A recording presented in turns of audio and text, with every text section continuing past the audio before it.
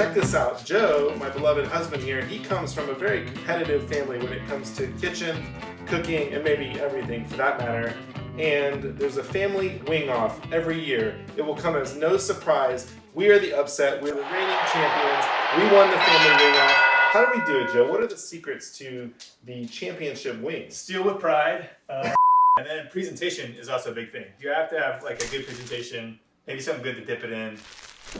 The last time the family wing-off happened, some incredibly delicious wings were just thrown on a platter, and they're like, "Here are the wings." No, I can't do that. And then our wings came out, and it was like a food stylist had come to Thanksgiving with us. We're going to reveal all the secrets right here tonight. The first step here, we started with a whole 3-part wing. I've already broken those down for you. I've got the grill that I'm going to go get started real quick. And then what are you doing? I'm going to work on all the presentation stuff. I'm going to work on the dressing that we do for our dipping sauce. It's got a couple twists to it than regular ranch. And then probably have some nice celery and some carrots, the traditional stuff. And part of the stealing with pride is a 2-step cooking method we're going to see. We're going to start at the grill, end it in a hot frying pan. This is going to be delicious. You're in for a real treat. Whenever we do any outdoor cooking on the grill, we like to use charcoal starters, charcoal chimneys. It gets the charcoal lit up a lot faster. We always use whole like lump charcoal, not briquettes. So those are in the chimney. There's 2 pieces of newspaper under each one. And we're just going to light a torch. You can use a lighter, obviously, or matches, but a torch works a lot faster. All right, the coals have been on the grill. Grill's a little rusty. It's my 1970s era barbecue pit, but gets the job done.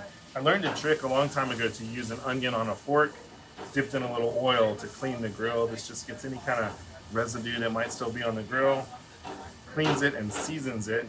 I've already smelling this incredible onion aroma. And then the wings themselves I've brushed with just a little bit of high temperature oil, like grapeseed oil. We're going to put them skin side down as best as possible on the grill, and then let them get heated a little bit. We'll turn them over, and then we'll start basting them with a little bit of the buffalo wing sauce.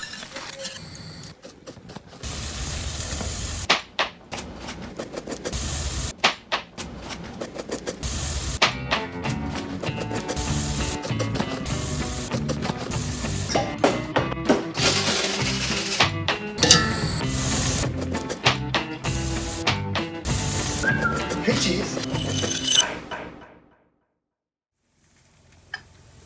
Oh my god, these look so great. They smell amazing.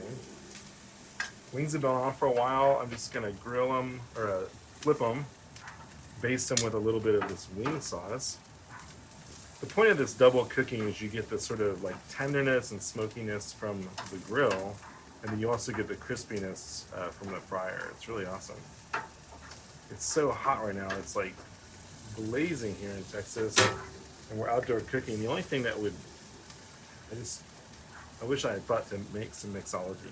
If I had some mixology right now, I would be so, oh my god, oh, wow. Bless you, mixology. That tastes like mixology. So one of the things that clinch the win is you have to have a good sauce.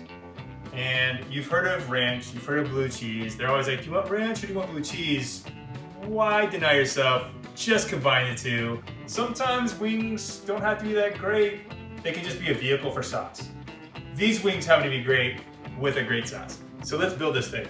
We've got here a cup of mayonnaise and a cup of whole milk. We're using our house preferred mayonnaise, which is Duke's. You can use the mayonnaise of your choice. We've got milk from a local dairy that's nearby.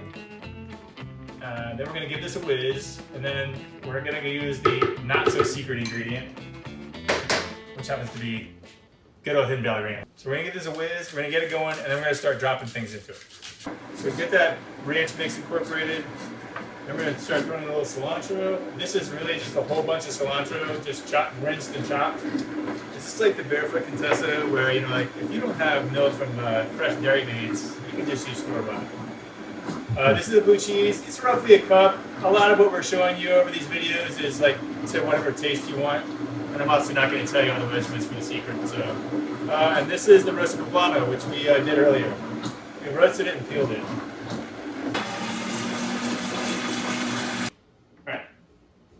would use my finger normally, but I'll get a spoon. There's queso. She's weirded out by the blender. And so good. And that thing will only get better as it sits. So if you want to make that ahead of time, you can, and kind of leave it in the fridge maybe the day before, like do that first before we start doing the wings. And we should get to frying those wings actually. All right, the next step in the process, this 2-phase cooking process, is to crisp up the wings in a hot skillet. I've got our trusty 12-inch skillet here, some hot oil, and this is just going to be a quick little crisping up of the skin, give them a final heat so that when you toss them in that sauce, it really melts, coats, adheres. This is part of that secret cooking process that Joe discussed, and we are like letting out all the secrets today. And I want to say something to my father-in-law. I know that in the last episode, we may have made a comment about some home cooking from Joe's. Joe's parents are awesome cooks, and Joe's dad specifically makes a hell of a chicken wing. I mean, it really is a very, very good chicken wing. I mean, it's not as good as these wings, but it's a pretty good chicken wing. We'll see you at Thanksgiving, Joe. You're not going to have a Christmas. Yeah!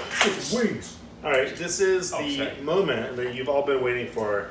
The wings have been grilled. The wings have been crisped up in the 12-inch cast iron skillet. The sauces were made. We did a traditional buffalo sauce, but with Louisiana hot sauce.